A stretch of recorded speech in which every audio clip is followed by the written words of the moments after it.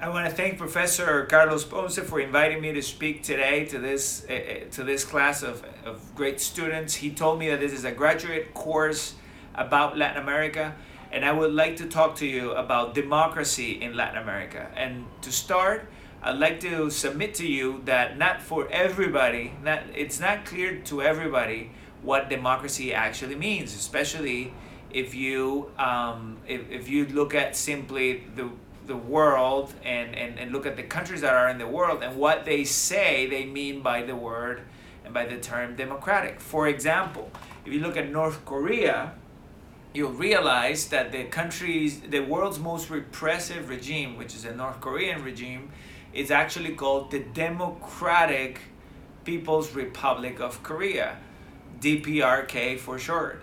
And yet the one in the south, the Korea on the southern part of the peninsula, of the Korean peninsula, is not called democratic, even though it is the only democratic country within that peninsula. North Korea is not a democracy.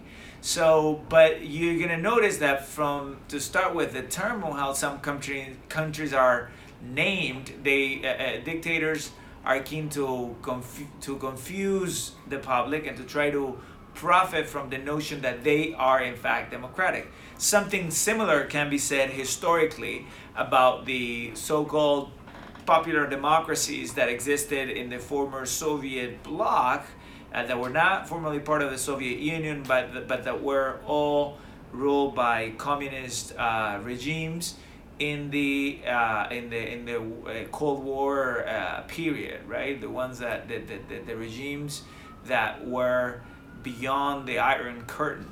So those were also called democratic republics as opposed to dictatorships, which is what they were. But dictators are prone to using this to their benefit. So defining the term democracy is something key. To point another example, in Latin America, Pinochet is famous for having mentioned, as you probably can't read from there in the screen, but it says he was asked, what type of regime do you have? And of course, right now, you take it as a given that Pinochet is a dictator, is a famous former military dictator in Latin America.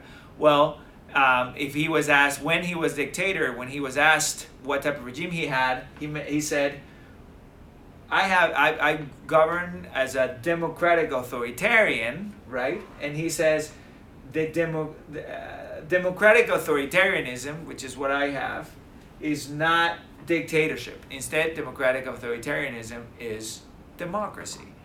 That's a quote from Pinochet in an interview while he was in government. So regimes like to profit from this notion. The president, until very recently, of the Republic of of Cuba, that then handed power to his brother Raúl Castro, for a regime that has stayed in power for 60 years at this point, for 60 years, and when you ask the former president of Ecuador, a president that also ruled in somewhat an authoritarian way, or he wasn't an actual Democrat according to the standards of the Inter-American Democratic Charter that we're going to look in a minute, he mentioned that Fidel Castro does not rule a liberal democracy, but that they have in Cuba a form of democracy. So that was the claim by a president of Latin America very recently. Obviously, this is amazing for people in that regime. It incentivizes people in that regime not to change, especially after they've stayed in power as a single party for 60 years. And obviously that's a preposterous use of the word democracy.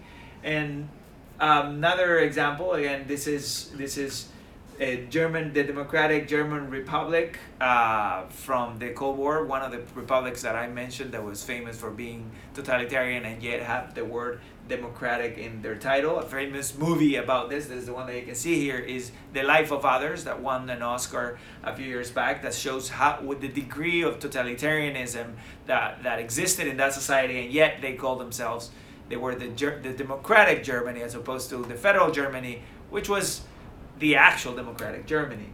The same with Fujimori, who was a famous authoritarian in the 1990s, early 2000s in in Peru, he was famous for performing a coup against the judiciary in Peru, for extending his mandate illegally for 3 periods, for manipulating the democratic process in order to stay in power for a long time. He was a classic example. He is a classic example of erosion of democracy, and yet obviously he did this by claiming that this was very democratic. That's what all dictators do, all authoritarians do. They claim democratic principles in order to impose their authoritarian principles, in fact, their authoritarian practices. So Latin America tried to address this issue in the year 2001. It was a process that started in the 90s when most regimes in Latin America were democratic. So they tried to address this issue by passing something called an international instrument called the Inter-American Democratic Charter. It's an instrument that interprets the charter of the OAS, which is the founding document of the Organization of American States, that has all Latin American, Caribbean countries along with the US and Canada as member states. So the Organization of American States, which is this body, like the UN, but for the Americas, the first had this democratic provision in the OAS Charter, in Article 9 and in the preamble, and out of that they created the Inter-American Democratic Charter. The reason a lot of people in the world didn't hear much about the Democratic Charter is that it was signed on September 11, 2001, on the exact year where New York, when the U.S. in general was attacked by Al-Qaeda terrorists, and Colin Powell, in fact, Secretary of State at the time, was in Peru, in Lima, for the approval of this charter. And it was a quick meeting. They approved it, but no one's talked about it. It wasn't. It was kind of something left for academics and people that were working in the advocacy field to use. And at the time, again, there wasn't much space for its use, at least in the Americas, where the majority of regimes were democratic, either on the center left or on the center right, but they were all democratic regimes.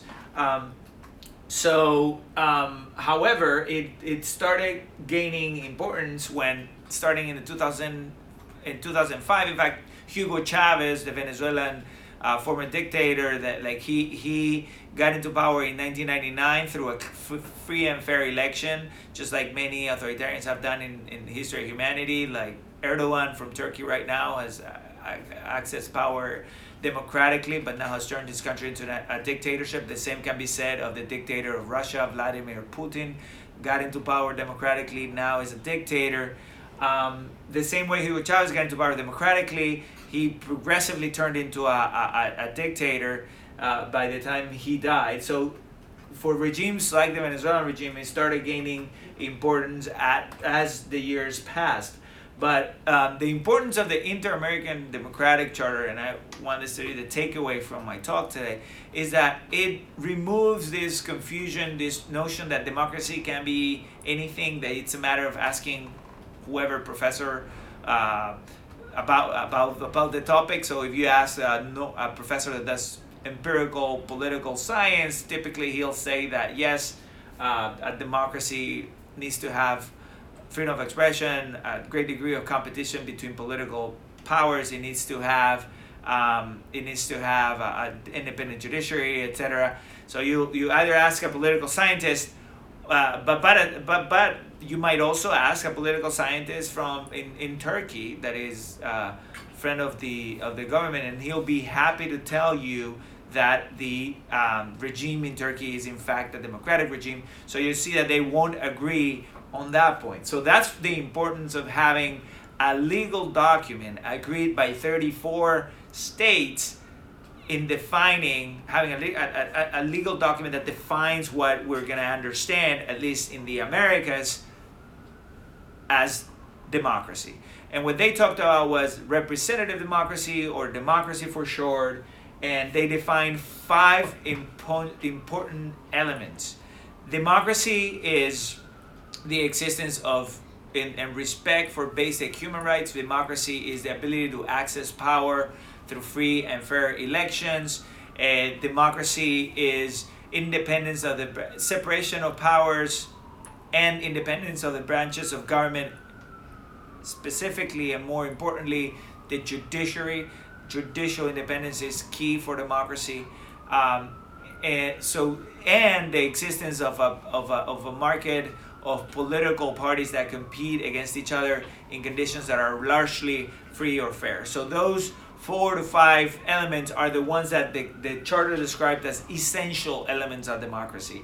That was Article 3 of the Charter. Article 4 of the Charter mentions so-called essential components of the democratic order, and they mentioned freedom of expression and freedom of association as key components of the democratic order. Then they established, very importantly in the Charter, in articles from Article 17 to 21, a process by which dictators, either having access power in a democratic way or having gotten to power illegally through a coup d'etat, that both type of regimes should be sanctioned by isolation from the OAS, by suspension from a seat of the at the OAS, and by other means.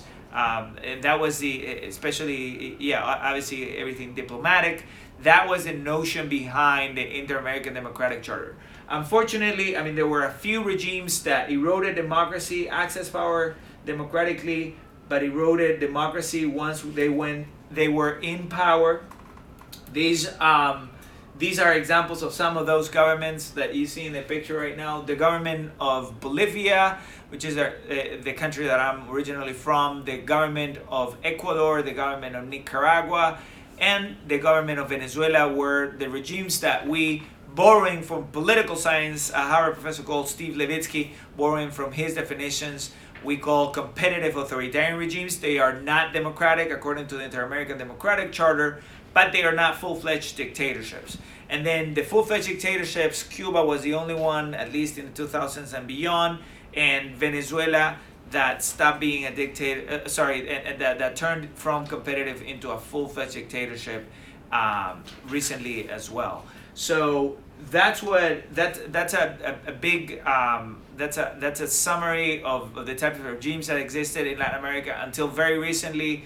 The Ecuadorian regime is transitioning currently into a democratic regime because the authoritarian regime left someone that chose to abolish the former democratic authoritarian order, and now it's taking important measures towards recovering the democratic order inside Ecuador. So 1 full-fledged dictatorship, 2 now with Venezuela, Cuba and Venezuela, and 2 competitive authoritarian regimes, Nicaragua and Bolivia. Again, Ecuador is transitioning into a full-fledged democracy, and that's positive news. However, the takeaway is that over the past 10 years, the Inter-American Democratic Charter has not been used. It wasn't used by the former Secretary General, a Chilean politician named Jose Miguel Insulza. Unfortunately, he didn't use it, so democracy eroded more and more and more, and regimes got emboldened and empowered. And by the time the new Secretary General got into power, Luis Almagro, it was too little too late, and it was tough to be able to be effective. And he tried to at least bring the Democratic Charter to the table, and that's the process in which we find ourselves right now. He's advocating strongly against the dictatorship of Venezuela, less strongly against the authoritarian regime of Nicaragua, and almost not at all against the authoritarian regime in Bolivia. And that's because there are obviously diplomatic reasons that make him very difficult he needs to pick his battle, so he's choosing the country that is worse off, the country with 10% of the population is migrated. Professor Carlos Ponce from Venezuela, he'll be able to tell you more about this, but that's the situation right now. This is a short video meant to be a short presentation of this topic. I'm available I'm a Chief Legal Officer of the Human Rights Foundation. My email is Javier, Javier, @hrf Org. Feel free to write to me. Whenever you're in New York, feel free to stop by our office, visit us. I'm very happy to have been able to collaborate with Professor Carlos Ponce in giving you at least this brief presentation on the Inter-American Democratic Charter for his class of Northeastern University. Thank you, guys.